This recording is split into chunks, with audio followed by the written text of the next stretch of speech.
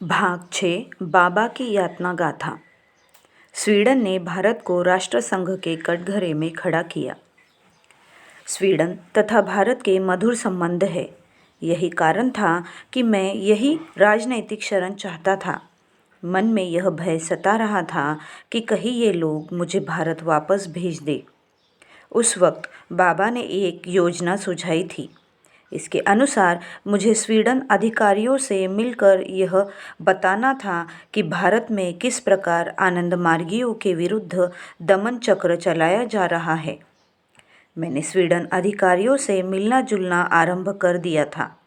इस क्रम में मुझे लोगों का भरपूर सहानुभूति एवं समर्थन मिला था। इस अवसर का लाभ उठाकर बहुतों को दीक्षा भी दी। मेरे मन में यह सारी योजनाएं उस समय आई जब मैं स्वीडन संसद के समक्ष अनशन पर बैठा। इस काम में स्वीडन के 2 मार्गी नागरिक भी मेरे साथ थे। इस अवसर पर लोगों को यह बताने के लिए कि बाबा कैसे जेल में वर्षों से अनशन पर है, उन्हें जान से मार डालने के लिए किस प्रकार जेल डॉक्टर ने उन्हें विष दिया था तथा उसकी न्यायिक जांच की मांग कैसे ठुकरा दी गई। विशेष सेटअप तैयार किया गया था। लोगों तक इस बात की भी सूचना पहुंचाई जा रही थी। रूस के इशारे पर किस प्रकार भारत की कठपुतली सरकार आपातकाल की आड़ में बाबा की हत्या कर आनंद मार्ग को नष्ट करने की चेष्टा कर रही है। इस अभियान का लाभ यह हुआ कि बाबा की रिहाई के पक्ष में स्वीडन के लगभग 15,000 नागरिकों ने हस्ताक्षर किए। आनंद मार्ग को भारत में जिन समस्याओं से जूझना पड़ रहा है, विश्व भर में उसके प्रति जन जागरण पैदा करने के उद्देश्य से ही यह अभियान चलाया जा रहा था। बाबा 1971 से जेल में बंद थे। फरवरी 12, 1973 को उन्हें विष दिया गया। जुलाई 4, 1975 को आनंद मार्ग पर प्रतिबंध लगा दिया गया। हजारों की संख्या में आनंद मार्गियों को जेल के सलाखों के पीछे बंद कर दिया गया। बाबा द्वारा अनशन शुरू करने के तुरंत बाद 2 दादाओं ने आत्मदाह किया। तीसरा आत्मदाह किया दादा अतुलानंद ने। वह भी बाबा के साथ जेल में बंद थे। उन्होंने जेल की कोठरी में ही दिसंबर 11, 1974 को बाबा को जेल में दी जा रही यातना के विरुद्ध में आत्मदाह किया था। फिर भी केजीबी के इशारे पर सीबीआई तथा सरकार द्वारा आनंद मार्गियों के विरुद्ध दमन चक्र चालू था। दिसंबर 1974 में पुलिस के एक दल को बाबा की सेल की तलाशी लेने के लिए भेजा गया।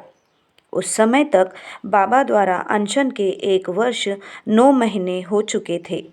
बाबा लकड़ी के तख्त पर लेटे रहे। उधर पुलिस दल के लोग उनके सेल की तलाशी ले रहे थे। जब उन्हें कुछ नहीं मिला तो उन लोगों ने जबरन बाबा की उंगली से अंगूठी निकालकर उसे जब्त कर लिया। उस अंगूठी की छानबीन के लिए भेज दिया गया। उन्हें शक था कि बाबा अपना गुप्त संदेश बाहर भेजने के लिए उस अंगूठी का उपयोग एक माइक्रोफोन की भांति करते हैं।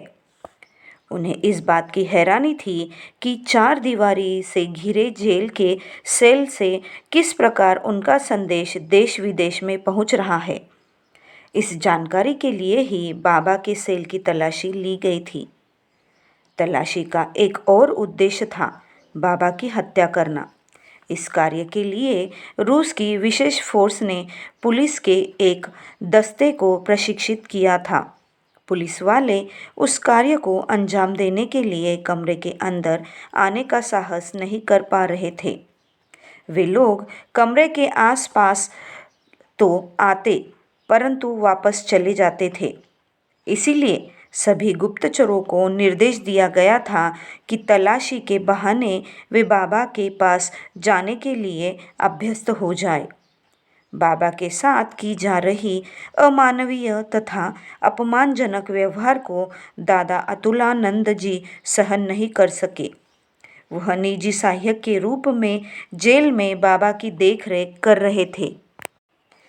दादा अतुलानंद ने भारत सरकार से आग्रह किया कि 1 सप्ताह के अंदर बाबा की अंगूठी वापस कर दिया जाए। यदि ऐसा नहीं हुआ तो विरोध स्वरूप वह आत्मदाह कर देंगे। उन्होंने यह चेतावनी समस्त अधिकारियों को भी दे दी थी।